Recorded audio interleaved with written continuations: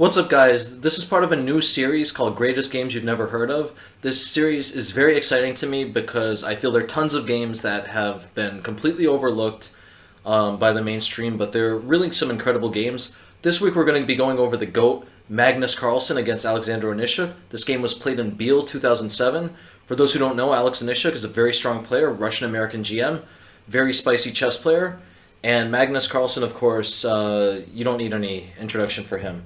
So white starts off with d4, knight f6, c4, e6, knight f3, d5. Queen's Gambit declined. Classy stuff by the GOAT. Bishop g5, h6, bishop takes, queen takes. Why is Magnus giving up the bishop pair here? Well, simply put, he wants black to suffer with these bad pawns here. He wants black to build this triangle structure, and then the bishop is going to be completely locked in for the time being. Knight c3, c6, queen b3. White is really adding to the pressure on the d5 pawn, though for now the pawns have stayed secure. Black does eventually want to push c5 or e5 though, and for that reason, black is biting. Black is going for it. He takes on c4. Queen takes c4, knight d7, and white immediately cedes the center. I tell all my students this: if your opponent don't got no d5 pawn, you got to push your pawn to e4. It's the way to go. But Magnus pulls a switch up on us. He goes e3. Why didn't he go e4? I'll leave you guys with that for later. So g6, bishop e2, bishop g7. Black is really going for it. Castles, castles, rook fd1. And now we have a pretty interesting situation here. We start to see why Magnus did not go up 2 squares, which would have been my first inclination. But the idea is that Magnus wanted to keep his pawns built like concrete against this bishop. He wanted the bishop to never be putting any pressure on this d-pawn, and he wanted to keep his dark squares really secure. So black plays e5. Black wants to chip away. Chip, chip, chip. Knight e4, queen e7, and what does Magnus do here? Magnus is a very strong player. Here now we're going to look at, this is an interesting concept. This is a concept that I talk about a bit in my Chessable course. Feel free to check that out. And we see that there are 3 black pieces all pointed at this pawn. Well, what does that mean? That means they're begging for this pawn to get out of the way. This pawn is like a Snorlax in the middle of that big Pokemon road, and you know, you wait all day. You hope you can get the flute somehow. You don't know where in the world, where in the town the flute is, but you know you got to get the flute. You got to pay the elf to. Who is it? Who do you have to pay? You have to pay the elf, or you have to pay the piper. You have to pay one of those people to play the flute for Snorlax to get him to awake. And pretty much that's what this pawn is. This pawn is a giant Snorlax in black's position. So of course we do not want to let that Snorlax move. We're gonna play d5. Black takes. White takes. Black plays knight b6, and white plays queen c5. White is pretty happy now to just be trading the queens off. He wants to go for the ending. Notice that as long as this pawn stays here, this bishop stays doo-doo. This bishop ain't getting out anytime soon. Bishop g4. I do want to add something. I did mean to talk about something. If they play e4 here, we do not want to take yet, because then they would just take this pawn. They would get an even trade, and all of a sudden this bishop is just dominating the entire diagonal. Instead, we're going to make everything stay closed with knight d4. And the idea is that if black plays f5 to secure everything, he has built some healthy concrete here, and our knight isn't putting much pressure, but at the same time, look at this new doo-doo bishop. It's a bishop on c8. It's not getting out. Our knight is completely covering it on d7, and we also got a grip on the e6 square. This is another thing that I wanted to talk about, and that's that, you know, with this pawn on f5, everyone loves pushing their pawn to f5. I certainly love it more than a lot of people because I love playing that drib opening. The drib is one of the best. But at the same time, I gotta acknowledge its downsides. This pawn completely blocks this bishop. This bishop has no scope over g4, h3, or of course f5. Meanwhile as well, the e6 square is completely undermined, which would normally be defended by the f7 pawn. So that is a really important rule that I did want to discuss, that, you know, with that pawn being pushed to f5, whenever you're pushing a bishop pawn 2 squares, you're hurting the bishop on the other side, because it's going to really hurt the scope of that bishop.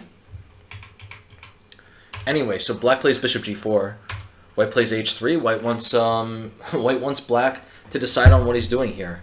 White would be happy to see this trade when the bishop would become a monster, just completely dominating the diagonal. And yeah, instead black plays rook c8, countering. The black bishop is under attack, but also the knight is under attack. What's going to happen? Well, luckily for Magnus, he scoops up a big pawn. This is going to be really important. Notice what happened here. Not only did Magnus win a pawn, Magnus won a pawn on the other side of the board. That is very significant in an endgame. In endgames, when pawns are being taken on the other side of the board, you're going to be able to create a passed pawn very easily. All Magnus needs to do now is trade off one of these pawns for this one, and then that pawn is just going to be able to throw itself to the end of the board. This is a really key theme in this game. We're going to see it a lot. Black plays bishop e6, he gets his bishop safe. White plays b3. What's this called? That's right, it's called concrete. Building the concrete yet again. I'm so happy you guys are paying attention to me. The pawn on b3 is completely dominating this bishop. It's also dominating the knight's advances. This is a perfect pawn. It's called concrete for a reason. Bishops do not like concrete. I think that goes... what is the term that goes without... that goes without saying. Excuse me. So rook c2, bishop f1, knight d5, and now it looks like black has a bit of an initiative here. It looks like he's getting something going. His knight is about to come to c3, and black is about to have a big amount of attack going here. White really needs to answer some questions now. White brings the bishop to c4, knight comes to c3, and now white challenges the rook on c2. Takes, takes.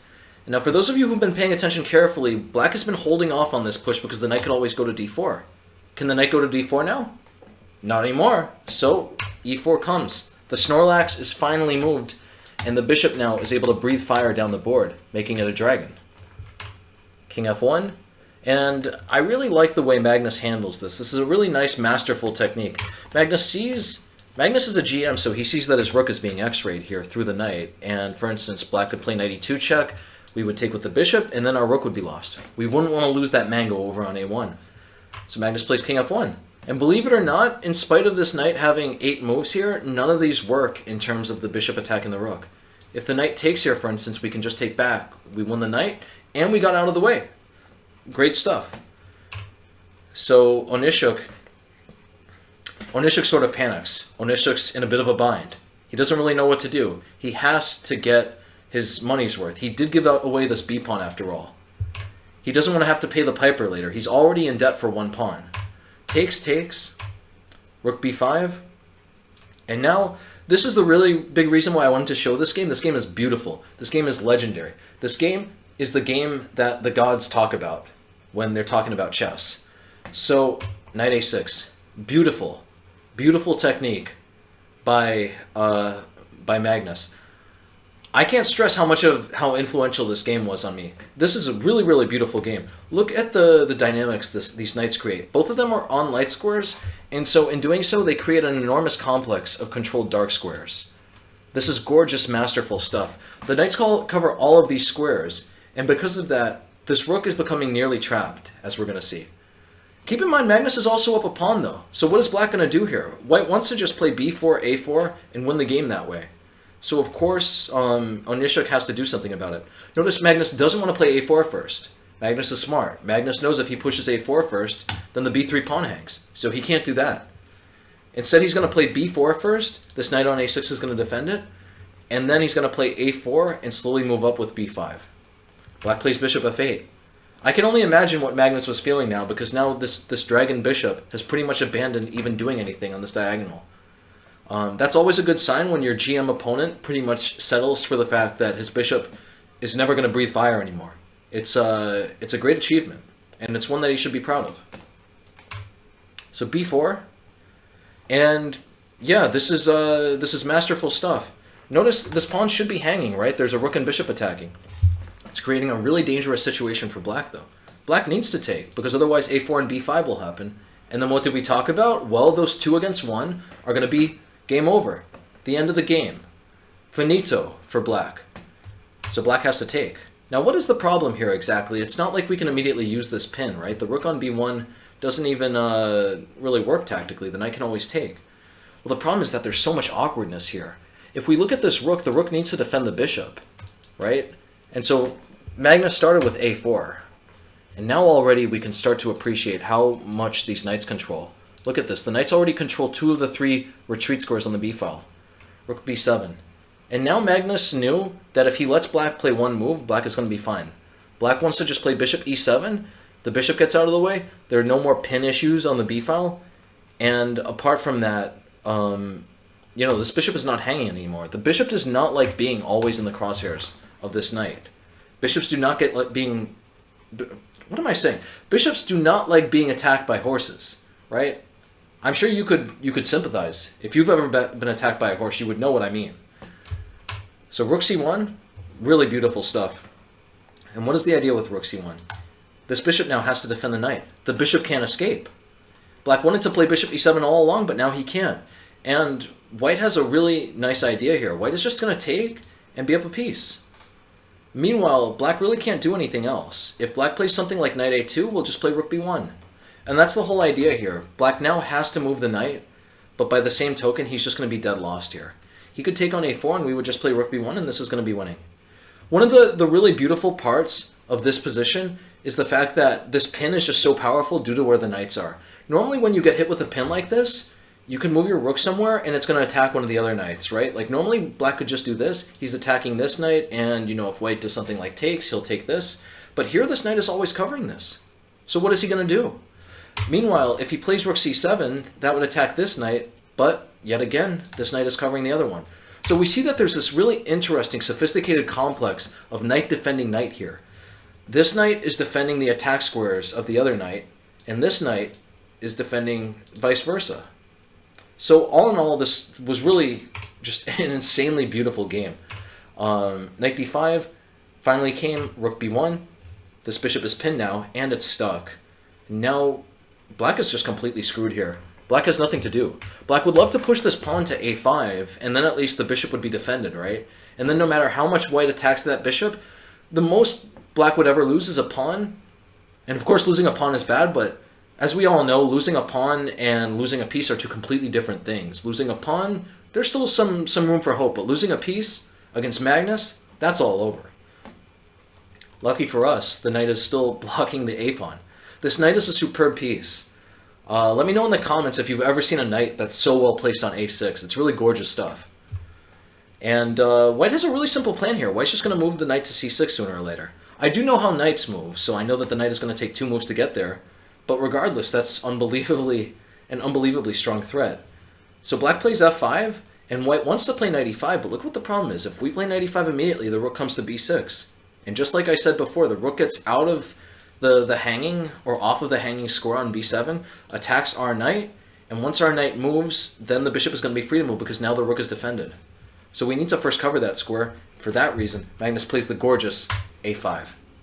Finito. The game might as well be over here. The rook is never going to be able to go to b6 anymore. King g7, and the knight finally redirects to c6. In this position, black just started throwing his pawns forward. As mentioned before, black was also a GM. As you can see, he was a very strong GM, 2668. That is nothing to mess around about. And he realized that, you know, when the knight comes here, I'm just dead. So he's desperately trying to clear out squares for there to be some sort of trick, some sort of defense to get him off the hook here. So takes, e3, takes, and Magnus again shows really amazing technique here. If he brings the king toward the center, there might be some issues. Like for instance, after king e2, knight d5, knight c3 is already a threat, knight f4 is a threat, and because these knights are so wobbly, things could get pretty dangerous pretty seriously.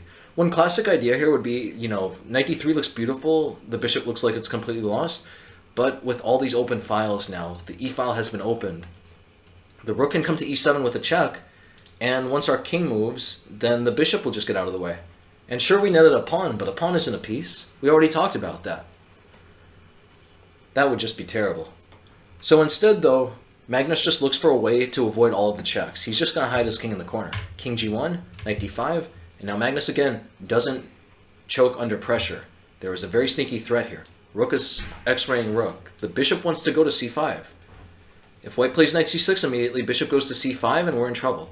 So first, Magnus moves to a square where there's never going to be any check. King h1. And black played one more move, rook b5, but it's already over. Notice how Magnus is always watching out for the tactics. Even now, there's this knight that's all the way over here. Rook e7 doesn't do anything.